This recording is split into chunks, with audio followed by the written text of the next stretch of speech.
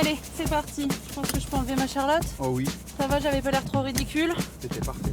Bon, en même temps, ça valait le coup. Ils étaient sympas, ces petits producteurs.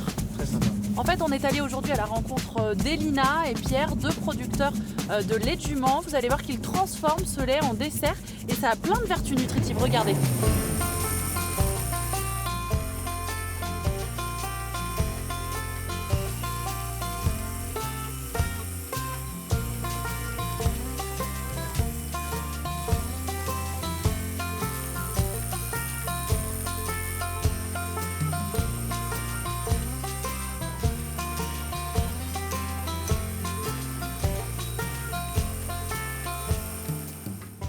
Bonjour Elina. Bonjour.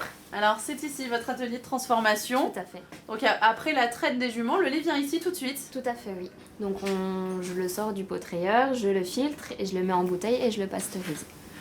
Donc ça veut dire qu'il doit forcément être pasteurisé ou on peut le consommer tout de suite comme du lait classique? Alors on peut le consommer tout de suite comme du lait classique en sachant qu'il se conserve que 24 heures en cru et qu'on est obligé de le pasteuriser pour pouvoir le conserver ensuite derrière. Donc c'est là tout l'intérêt de la transformation. Ça veut dire que ça devient quel type de produit justement ce lait? Eh bien ça peut devenir du riz au lait, des crèmes dessert, des glaces et tout simplement du lait pasteurisé pour pouvoir le boire comme ça le matin. Comme un lait classique? Comme un lait de vache, un lait de chèvre ou un lait de brebis qu'on peut avoir pour déjeuner le matin avec du cacao et des céréales. Si l'on ne sait pas que c'est du lait de jument, est-ce qu'on peut deviner justement qu'il y a un goût différent par rapport à ce qu'on peut avoir l'habitude de boire? Quand on goûte comme ça, il y a une très large différence entre un lait de vache. On est sur quelque chose de beaucoup plus doux, aqueux, sucré, avec un petit goût de fruits à coque assez souple, presque comme un lait végétal. Là par exemple, qu'est-ce que vous vous apprêtez à faire? Du riz au lait. Du riz au lait, ça vous demande combien de temps? En temps, pas beaucoup parce que le robot prend la occupe. place, voilà. Après en cuisson, on est sur une cuisson d'environ 1 heure, donc c'est assez long, mais j'ai le temps de faire autre chose à côté, donc ça me permet de faire d'autres produits. Pourquoi c'est important de cibler de plus en plus de personnes justement, de consommateurs? Pour que le lait de jument devienne comme le lait de vache, quelque chose qu'on a l'habitude de consommer et que ça devienne un produit de consommation générale et non un produit exceptionnel et de niche. Est-ce que ça veut dire qu'à terme, votre exploitation a vocation à grossir, prendre un peu plus d'ampleur? Pas forcément grossir, après on aimerait bien se regrouper avec d'autres producteurs qui ont envie de s'installer dans cette production-là et de créer à terme une coopérative.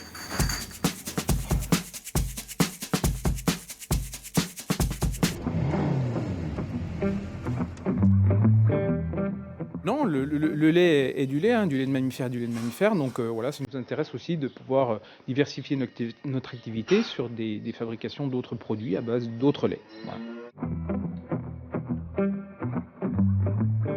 On aimerait bien aider les acteurs locaux pour aller plus loin sur la transformation et montrer qu'on peut faire des produits, peut-être justement en regroupant les différents producteurs sur la région et pouvoir voilà, commercialiser ces produits. Pour l'instant, c'est plutôt des personnes intolérantes au lait de vache ou qui veulent avoir des nutriments différents de ceux des autres laits. Voilà. Après, il peut s'étendre sur des consommateurs, on va dire lambda, qui consomment déjà des produits laitiers à base de lait de vache. Les cosmétiques ont leur place, par contre les produits alimentaires ont aussi leur place et je pense qu'on peut avoir une progression sur la vente de ces produits. Bon, ça va les garçons, vous avez pas eu trop froid? Non, ça va. Ouais, bon, de toute façon on va rentrer au chaud, il y a un peu de neige mais on va y aller prudemment. Tranquillement. Allez.